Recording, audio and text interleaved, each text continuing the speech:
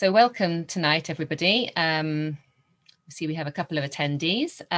Welcome to the Greek and Cyprus Alumni Chapter. Tonight we're going to be having a session on career prospects. Just a bit of background for the chapter. We launched in 2019 after our Metropolitan College partnership launch, and it's gone from strength to strength.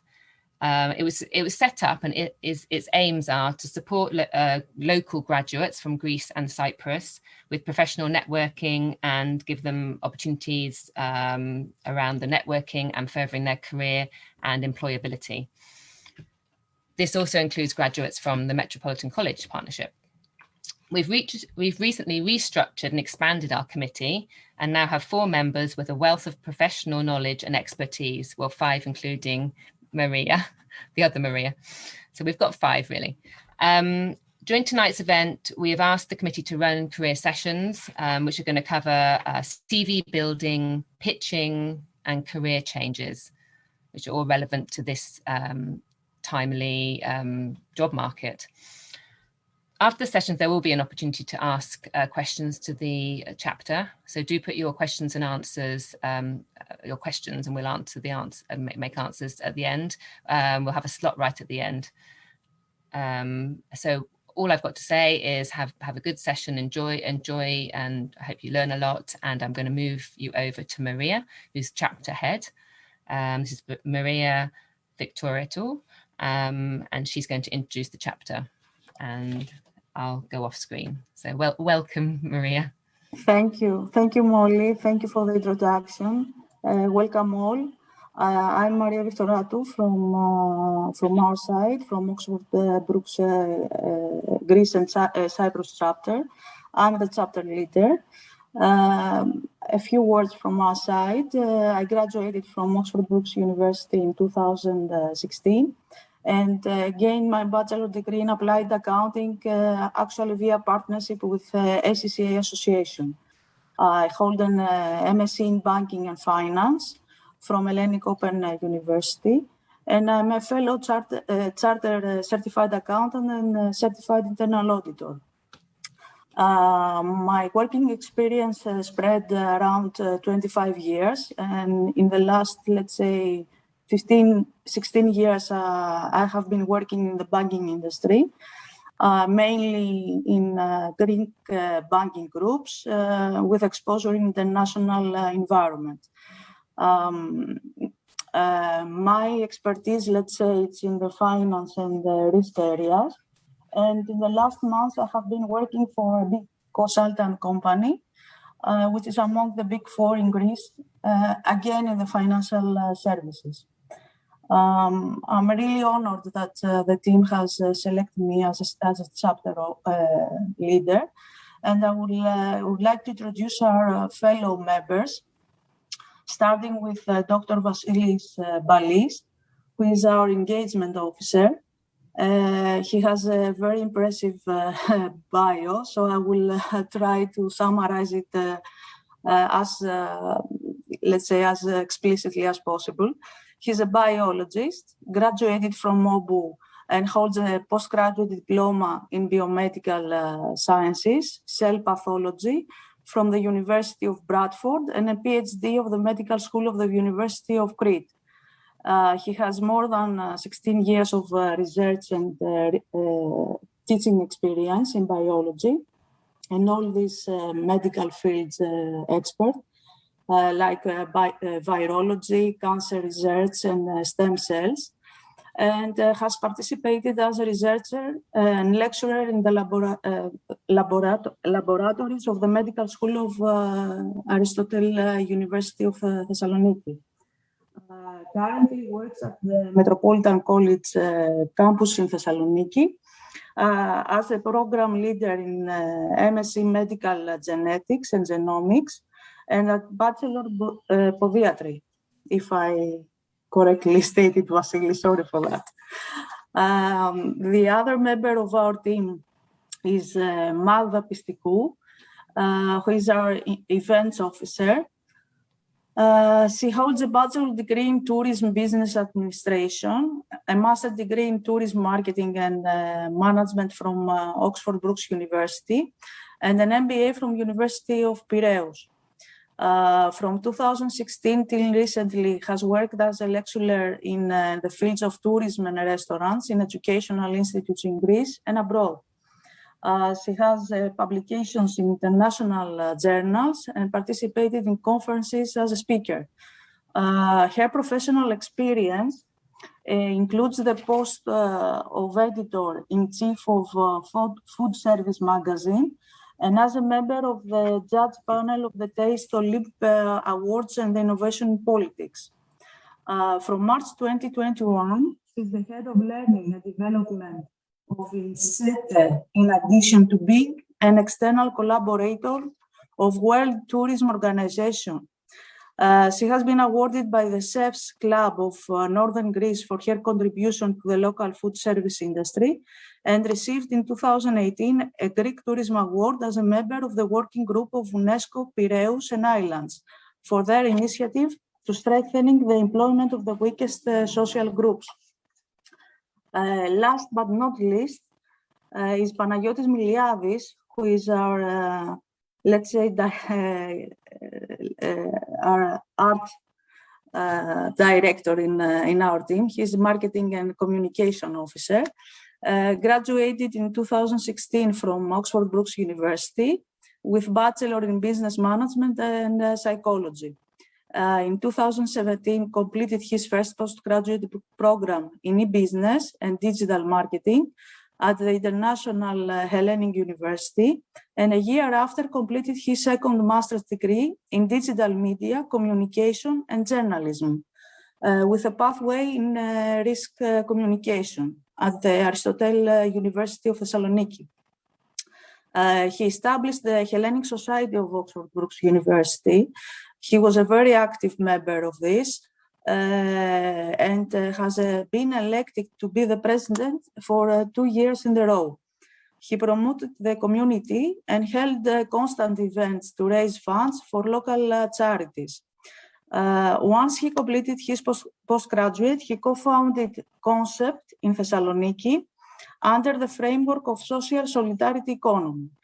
He developed a strategic communication plan of 2 political candidates. And in 2019, he co-founded a startup oriented in storytelling and augmented reality based in Milan, and also launched Artelot mobile app exclusively for iOS mobile. Marketing, he's currently working as a marketing manager in the F&B industry and works also as a freelancer. So I hope I covered all our members and I didn't make any mistake on these technicalities they have. They are very impressive, their CVs. So I pass the floor to Vasilis Balis for his presentation.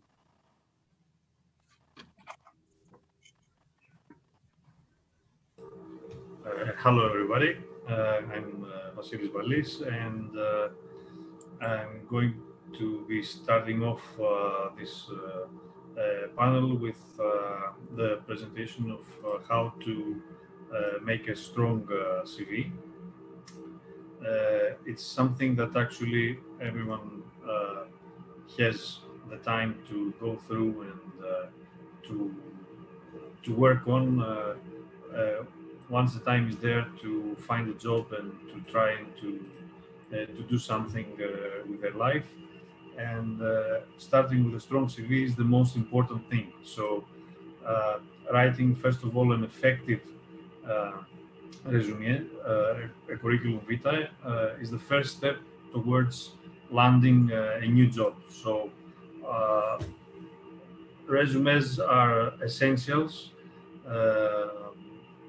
as an essential part of the next step in someone's life. So before you write it, take the time to do a self-assessment on paper. That's very important.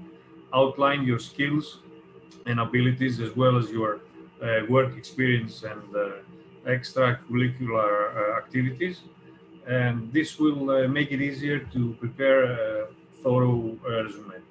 The content of your resume must be something first of all, very plain to see your name, an address, a telephone number. If you have any other further addresses that you would like to add, a website address maybe, and your contact information should go at the top of your resume. Some people prefer to have a picture, some others don't. Also, it's better to avoid nicknames. It's also good to use a permanent address.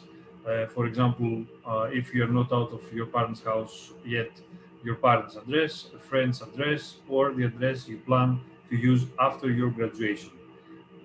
The most important thing here is that you will receive any mail coming to you regarding any jobs that will require immediate reaction from you.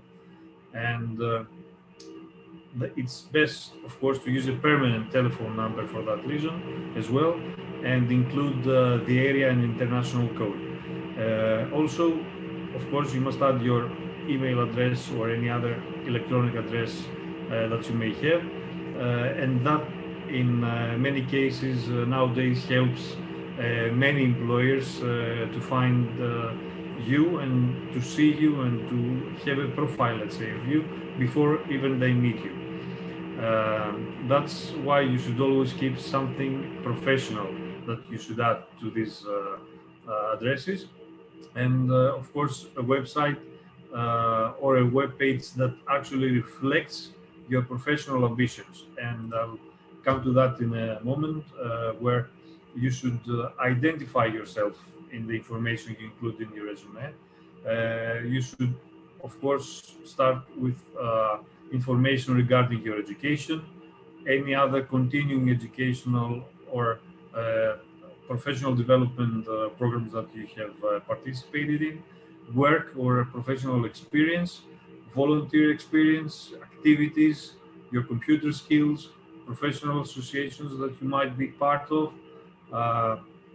other optional sections regarding many special cases, for a section for some reference to international papers maybe you have, or congresses that you have participated, big projects that you have, research projects or other such things. Also, what is the objective of sending your resume usually, which is a part that you might have to tweak and change every time you send your CV. Other special skills or abilities you might have, and also it's good to have a statement in the end regarding references that one might use in order to check that the data you are putting on there is correct. And you would also have to continue with the objective, which is an objective actually tells you the potential employers actually the sort of work you're hoping to do. You should be specific on that, and in order, for example, to obtain an entry-level position within a financial institution requiring strong analytical and organizational skills, you should pinpoint that you have these actual skills with examples with through your experience, for example. There are some parts, as I said before, that you might need to tailor in order to adjust your CV to every employer that you send it to.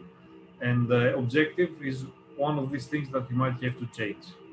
Education is, especially graduates, will have not as much as work experience, so it's good to come first. Some alumni can have some work experience in this section. Most recent education information is listed first. That's very important. And you should also include any degrees that you have, bachelor, BAs, BSs, all of these things. And also regarding the institution that you attended.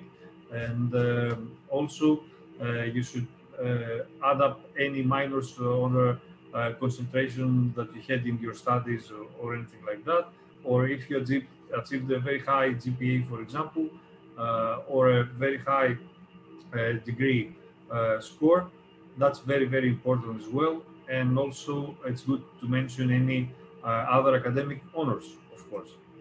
Work experience, you should briefly give the employer an overview of the work that has taught to you skills. Use action words to do that, to describe actually your job duties, and include your work experiences in reverse chronological order.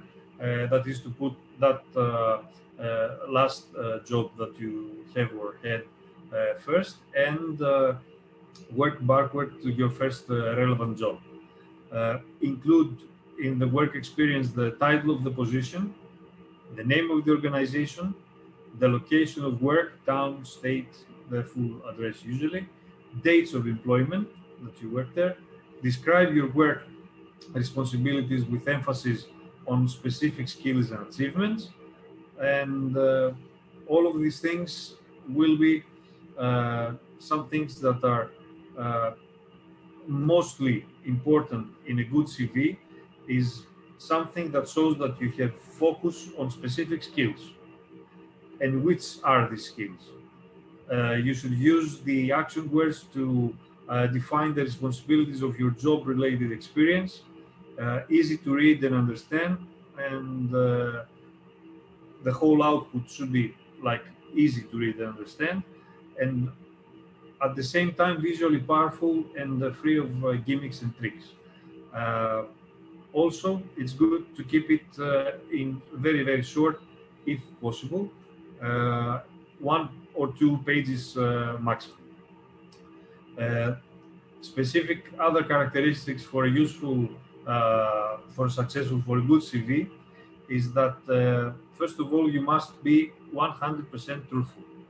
If anything could go wrong, that is one thing that some people tend to put in things that they're not capable of, and that usually shows early or later on. It should contain no inappropriate personal information, of course.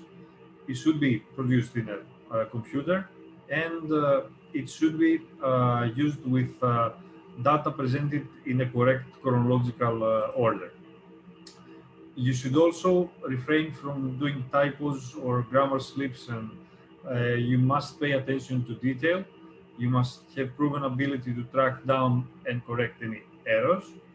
And for example, stating something like, I'm a perfectionist and rarely, if ever, forget details. You must be very, very careful, and that's why you should go and read it again and again before you hand it in. I'll close up with that later on. And for example, you can state accomplishments, but for example, completing 11 years of high school is not quite an accomplishment. And also, we usually don't use I or me. Also, the summary you should have when, first of all, you write your CV. It's time, first of all, after you wrote it, you're finished, you want to go through the process, send it, and get it off your head. But then it's actually time to have it reviewed and critiqued by, if you have the possibility, by a career counselor. You can also take it for checking all the content. That means that you run a spell check on your PC or computer, and before anyone else sees your resume, that gives you time to work on things that you might change yourself that didn't seem right afterwards. Get a friend. If someone is an English major, that would be very good. And also do a grammar review or some expression review or something that doesn't just seem right. And also, if you can, again, proofread, have it proofread by someone else, the more people actually see your resume, your CV, the better it will become in the end, because that's what it will actually go through. Even though nowadays in big corporations, there are machines that read automatically and check for specific wording that is required for the position actually, and the machines are doing the first sorting of CVs received in such international, usually big companies. So you must be very, very careful on the write-up and the content and the review you do before you hand it in or send it. And thank you very much for your attention, and the best of luck with your future endeavors. And that's it from me. I will now hand you over to Magda, I think, if I'm correct.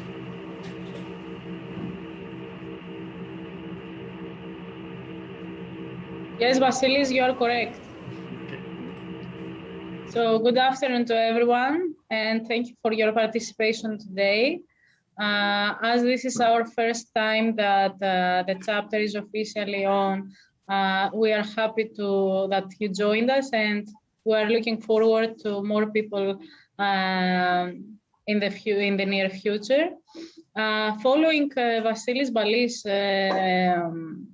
presentation, I will proceed now with how we could pinch ourselves for a job. So just give me please 1 second so that I can share my screen and we can start our discussion. I would like to make sure that we all see the presentation. Yes? Yes, Magda, perfect. Thank you very much. Thank you for confirming. So let's start. So how to pitch yourself for a job? It's very simple and very straightforward. So our agenda is how to pitch yourself. And let's start from imagining. Let's think of ourselves and let's think that we are here. When we are potential candidates for a job, we are usually like that. We are 1 out of, let's say, 1,100. But for sure, what you can see in this photo is that you cannot select one person for our potential employer. We are all identical. He just or she just sees a CV. So how we can stand out from the crowd? So how we can be this person? This is how we will pitch ourselves for a job. So easy steps, clear. The first thing, and this is what you should keep in your mind, is keep in your mind the word elevator pitch. This is something that we have, and we borrowed the term from the elevator we use in the buildings. So it's quite similar. The first thing you need to do as potential employees is to find your elevator pitch. In other words, elevator pitch is a small sentence, is one sentence that defines you, is the sentence that will demonstrate to your potential employer who are you and what do you do. So what you need to think before you go for an interview is to find a relevant and exciting at the same time sentence that shows, that demonstrates who you are and what do you do. In other words, is try to answer the question, why me? The same question could be included in your CV in the introductory text, something that catches attention, something that catches the eye of the potential evaluator of your CV. And as we mentioned before, your CV and 100 more CVs that are applying for the same job. So assuming that we have agreed with regards to the importance of the elevator pitch sentence, the next question that comes up in our minds is, okay, tell me how I can do it. Easy. The first thing, maybe it will sound simplistic to you, but it's quite easy to start with, is make a list of what you do. It's like, okay, I'm a mom of two, I enjoy content marketing, I'm a baker, I'm a guest editor, I'm a lecturer, I'm a traveler. So either professional skills or things that you like, or personal. Write down a short but and quick list. Step 2, define your story. Think who you are and what is the story behind you. For example, you can think of things that motivated you, things that changed your life, things that made you think on a different, towards a different direction, or that motivated you do different things. So think of unique experiences, of stories, of motives. And then try to answer why. The why that comes up is why you, is like when I'm evaluating you for a potential job, why you? Why do you want to do this? So try to include this in your sentence. It's like why you are different from someone else. What is the extra value that you will bring in the company? So these are questions that you need to ask yourself, find the answers, and try to make them, as we said before, realistic, smart, and specific. How long your elevator pitch should last? Not more than 1 minute. It needs to be quick, and it's usually the answer to the question, tell me some things about yourself, introduce me yourself. That is usually the first question that works as an icebreaker for job interviews. So this is when you should use the elevator pitch. Introduce yourself, summarize what you do, say what you want, and then the last but not least, and maybe the most important, is call to action. Leave up to the potential employee the next level of discussion, the next phase, but you need to motivate them, like what is a call to action? Please don't hesitate to ask me more questions. I'm at your disposal for further clarifications. Okay, so this is call to action. But I repeat, the 4 phases are to introduce yourself on a smart and quick way, as we said before, what you do, why you, what is the value that you will bring to the business, summarize what you do, discuss what you want to achieve in the company that you applied, and then call to action. Some tips, and exactly 5 tips. Be natural. You don't need to improvise, or don't try to be, smart, funny, clever, interesting, whatever. Try to be you, try to be natural. The thing here is to be smart and explain why you are the solution for this company. Try to maintain eye contact and also practice. When you will go to the interview, try to be natural. So the elevator pitch, your sentence, should be brought forward in a very, let's say, natural way. So practice at home. Maybe choose, let's say, someone from your family, a colleague, a friend, and tell them, what do you think? How this sounds? How I sound to you? And be careful. Do not ever use the same pitch for all audiences. You always need to adjust. So create, adjust, practice, and then mention it during your interview. Do not repeat the same over and over again. You need to have different based on the different audiences. And in order to define the audience, you need to study the website of the company that you apply for. Try also in LinkedIn, in case when they made the appointment with you, they mention a name. For example, you will meet for the interview with Mr. X, who is the GM, the general manager of the company. So look for him, search him in LinkedIn, try to find him in the web. Maybe articles or interviews have been published, so you can have an idea of who is the person that you will meet.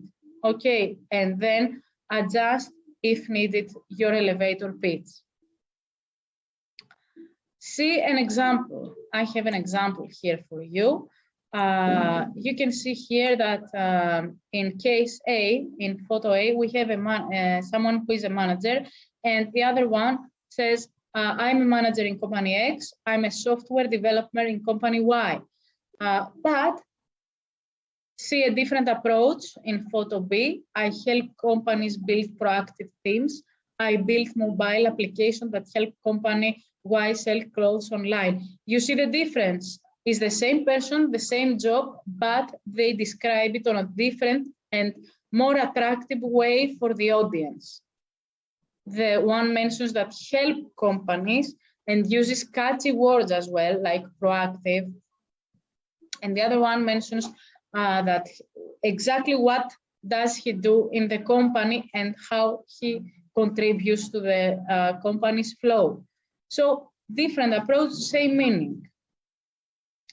Be careful. Here, I just chose some examples of when you use humor as an icebreaker, to be careful, because humor, funny, is a dangerous zone, because not all people laugh at the same things. For example, you see some examples here, like, I am nobody, nobody is perfect, therefore I am perfect. For someone, this is funny, for someone else, it's just a cold joke. So be careful about cases that you think you can use humor, but maybe it's not suitable for all occasions. Try to use interesting words, like when someone is asking you who you are, how you would describe yourself, very typical questions for interviews, for job interviews. You could, for example, mention the word resourceful, diligent, driven, reliable, team player, results-oriented, and so on. These are words with deep meaning. They are attractive, but make sure that in case the potential employer asks you, you can justify these characteristics. Last but not least, since my background is from hospitality, and since we are on the 15th of July, allow me to wish all of you safe travels and have a great summer. And hopefully you will have a job of your dreams soon as everything is great again. But keep your optimism on a high level. So now is the time for Panagiotis Meliadis, my colleague. I'm stop sharing, and we will have the opportunity to the Q&A session to discuss in case you have any queries. Thank you all. Panagiotis? Hello. Thanks, Magda, for your presentation. Yeah, thanks. First of all, I found very interesting point of yours, like when you mentioned that you need to present yourself as a solution in a company's problem. This painkiller approach,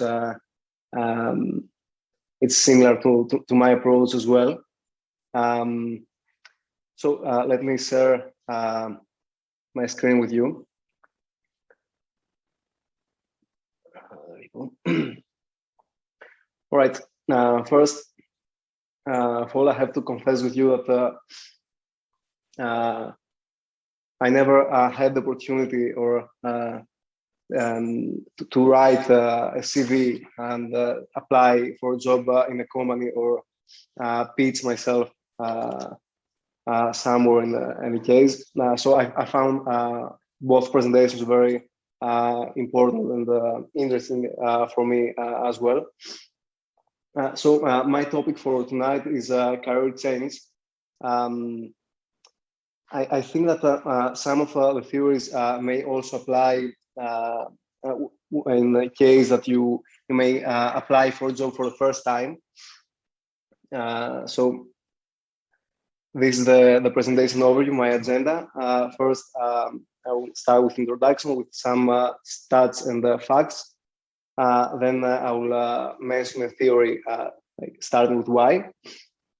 Continue with some tips and tricks, and then I will invite you to connect with me in the near future. So, according to some researches, there is we found that the younger the generation is, the greater the job mobility might be, and more specifically, millennials had twice as many job and organization. Sorry, I have a problem with my screen. And the organizational moves per year as by Generation Xers. And 3 times as many as, sorry, I have a problem with my connection here. And 3 times as many as the boomers, and 4.5 times as many as the matures. So when it comes to decision making about selecting your ideal job, there are 2 common ways of thinking. The first is the rational way of thinking, where you say that you consider what works the most, which is basically a data-driven rationale. And then it's the emotional approach, where, as Bukowski says, you need to find what you love and let it kill you. 2 alternative way of thinking is to choose what you personally do well, or choose what you enjoy the most. And here I found a very interesting diagram where you take your pick, and usually you pick 2 out of these 4 options. You either choose what you love, you choose what you choose to do what you do well, you choose what the world will pay for, or what the world needs. It is Simon Sinek who developed this theory, start with why. He says, find why you want to do what you're going to do. In a relevant presentation for TEDx in 2009, he had the blackboard and drew in the middle of the blackboard a circle with a word within it. He said what? He said almost everybody know what they're doing.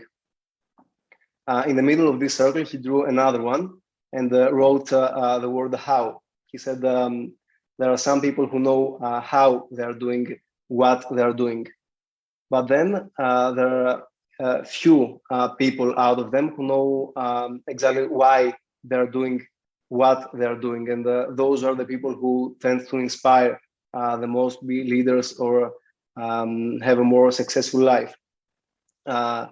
His favorite example is Martin Luther King, where we all know that Martin Luther King had a dream. He never said that I had a plan. And I bet all of us know why Martin Luther King did what he did, but only a few people in this room may know what exactly did Martin Luther King in order to achieve his goals. A more practical approach of Simon Sinek to top up his theory in his second book, Find Your Why,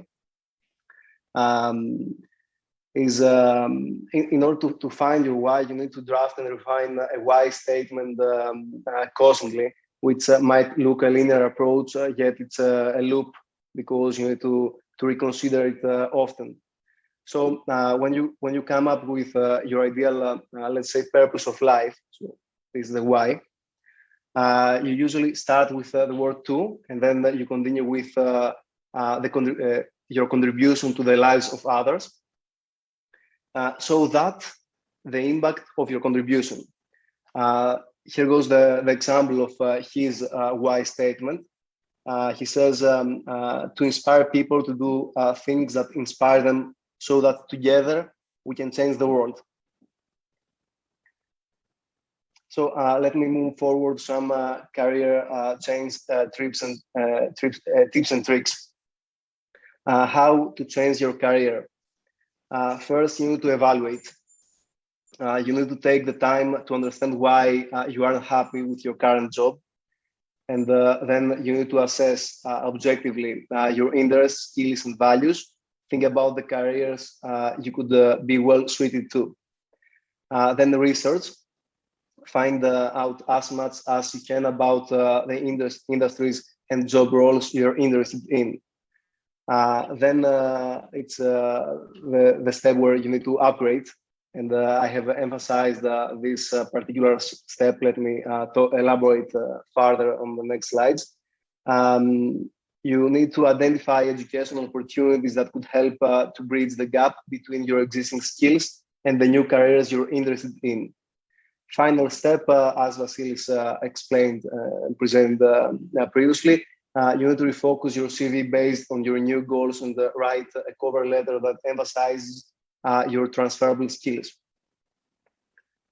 So about upgrade, what I usually do when looking for improving my soft or hard skills in my work, or even trying to expand my knowledge in other fields, is attending courses on these platforms like LinkedIn, e-learning, Coursera, Udemy, Google Skillset maybe, or even watching tutorials on YouTube, Skillshare. And there goes the most interesting for me social network nowadays. It's Clubhouse. I don't know if you have ever heard of Clubhouse. Basically audio rooms where like there are panelists that discuss interesting topics. Like for me, I'm following some marketing groups in the food and beverage industry, or social media hacks and so on. But the topics are pretty wide. Like you can even find rooms about yoga, chess, or I assume medical chats and so on. So last but not least is this advice that I basically found online. When you're looking for a career shifting, you should always do it with others, never alone, like sharing your ideas and your concerns with your beloved ones or your friends, because you never know what you may hear from others. Act it out, do not figure it out. So try to try as many things as you can, even if it is not a field that you have studied. And you should always look for people, not for jobs. And here comes the networking part. Like there are some great opportunities around that you may have never noticed. Like even this chapter, it's a great opportunity to network and hear stories about other people who succeed or trying to succeed in their life. And I believe that you may find some very good opportunities for yourself as well to improve your career. That's all from me. I invite you to connect with me on LinkedIn, Facebook, Instagram, or through email whenever you want. It would be my pleasure. Thank you very much for your time. And that's all from me.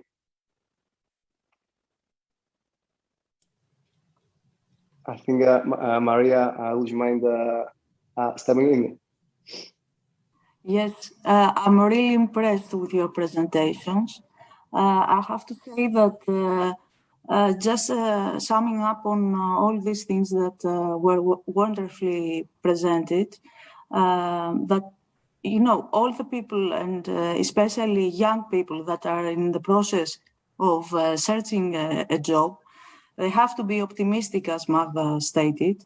They have to be active, either through networking, as you mentioned, Panayotis, or either through upgrading their skills via these platforms that you mentioned that are easily accessible to all of us.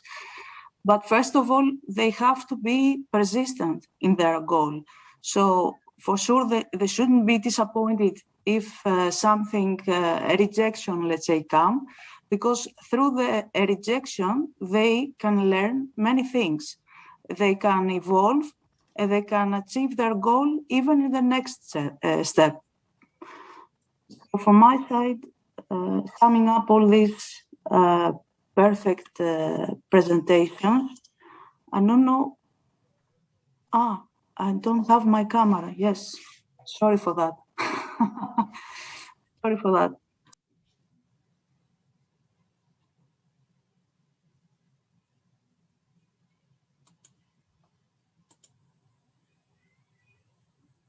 Do we have any Q&As from our participants that would like to join our conversation or share their thoughts?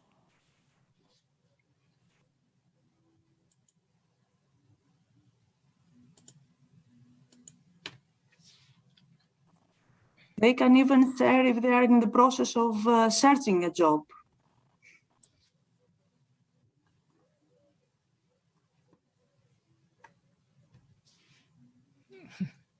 You have to put say hi to us.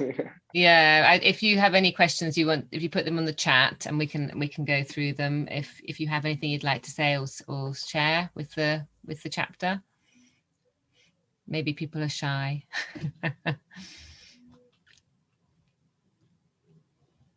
I mean, if not, we will have more interactive sessions in the new year, won't we, where people can actually meet each other and have some time to network together. That might work quite well in a slightly different format, but let's hope that COVID will allow us to have a live event. Yeah, I think if there's no questions, it's just really telling people how to communicate with you, the chapter going forward and what the plans are.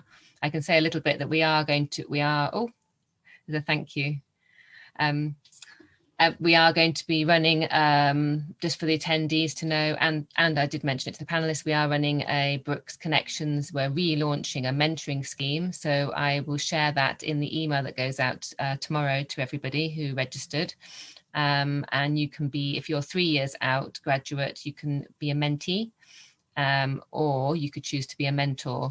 And it's also with Brooks students can be mentees. So it'd be great to see if you'd like to be involved in that, and you can select by professional area, by country. There's lots of scope. So that's a great piece about networking and finding out where you want to go career-wise, a bit like everybody in the chapter have been talking about what do you want, what where do you see yourself? So I'll share that through on the email. But over to Maria to say a bit more about communication and how to connect. You have some connection channels, don't you? Thank you, Molly, for that. We would be very happy to have you in our LinkedIn group. We are planning to have another event in the next, let's say, quarter. So keep tuned and stay tuned in our LinkedIn chapter Greece and Cyprus. We will post the next event. And of course, we have our contact details, and you can communicate with us anytime if you have any question, or if you would like to have a more dedicated session, or if you want to have a more targeted, let's say, presentation that could serve your interest. So we'll have some more events in the new year, and I've just sent the link for your LinkedIn group. Just put it in the chat, but I'll also put it in the email that goes out tomorrow to everybody. Thank you, Molly. Yeah, well, thank you, everybody. It's been a really interesting evening, and I hope everyone has a great summer when you get to it. We will try. Yeah, it's been great to meet everybody as well. Yes. Okay. Thank you all. Thank you very much, and the participants. Yeah, thank you. Thank you very much. Thank you. Take care. You. Bye-bye. Stay safe. Bye-bye. Bye-bye.